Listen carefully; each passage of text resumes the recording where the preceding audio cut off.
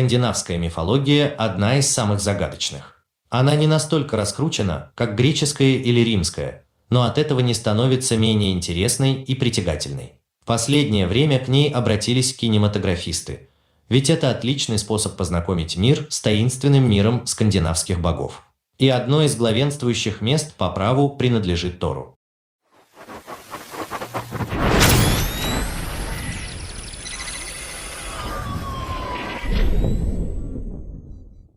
Бог грома – Тор – одна из самых выдающихся фигур скандинавской мифологии. Он был главным богом всех ветвей германских народов до их обращения в христианство, хотя ему поклонялись и в позднюю эпоху викингов. Тор, мускулистый бог грома, является идеалом верного и благородного воина, идеалом, к которому стремился каждый воин-викинг.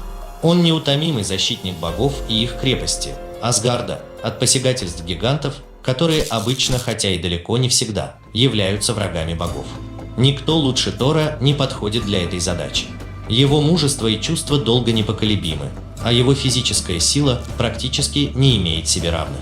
У него даже есть пояс силы, который делает его мощь вдвойне грозной, когда он надевает его. Однако самым известным его владением является молот. Согласно мифам, молот подчинялся только Тору. Поднять его было под силу лишь ему одному. Когда Тор подбрасывал его, молот всегда возвращался к своему владельцу, но раскаленным до красна. Поэтому на скандинавских изображениях можно увидеть Тора в специально созданных для него железных перчатках, защищающих руки от молота. Для языческих скандинавов, подобно тому, как гром был воплощением Тора, молния была воплощением его молота, убивающего гигантов, когда он ехал по небу на своей колеснице. В нее были запряжены козлы. Лошадь не могла поднять такого сильного и могучего бога. Козлы Тора были дикими, их глаза светились красным светом. Если в военных походах Тору нечего было есть, а покушать он любил и много, то в ход шли его перевозчики. Наутро Тор воскрешал их и ехал дальше по своим делам. Одним из главных врагов Тора является Йормунганд, огромный морской змей, который окружает Мидгард, мир человеческой цивилизации. В одном мифе он пытается вытащить Йормунганда из океана во время рыбалки и останавливается только тогда, когда его спутник режет леску из страха. Происхождение Тора также очень интересно и заслуживает внимания. Его отец – Один, наполовину гигант, верховный бог скандинавов, его мать – Фьоргюн, богиня земли. Однако такая родословная очень распространена среди богов и показывает, как отношения между богами и гигантами, такими напряженными и полными раздоров, не могут быть сведены к просто вражде. Тор несколько раз был женат и имел сыновей и одну дочь. Благодаря археологическим свидетельствам, почитание Тора можно проследить еще в бронзовом веке, и его культ прошел через многочисленные изменения во времени и пространстве. Однако одной из особенностей, которая оставалась неизменной с бронзового века до эпохи викингов, является роль Тора, как главного божества для солдат-воинов и военной силы. Для викингов, которые в целом были воинственной нацией, Тор был самым главным божеством. Однако, несмотря на свою воинственную репутацию, Тор также покровительствовал униженным, угнетенным. Он был очень добрым по натуре, покровительствовал плодородию. Также обладал способностью воскрешать из мертвых людей и животных.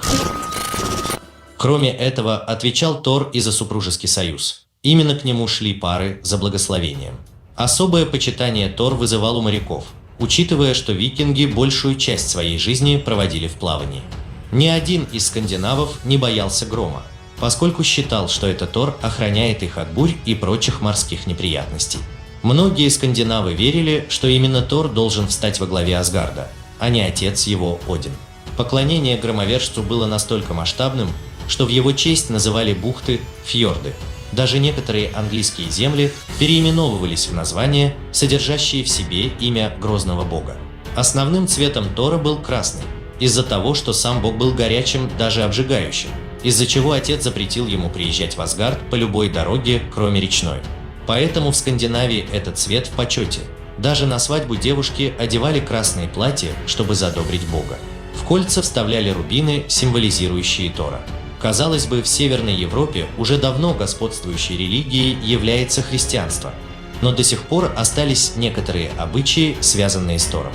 Жители носят на удачу маленькие молоточки, считая, что тогда Бог всегда будет на их стороне и никогда не откажет в помощи.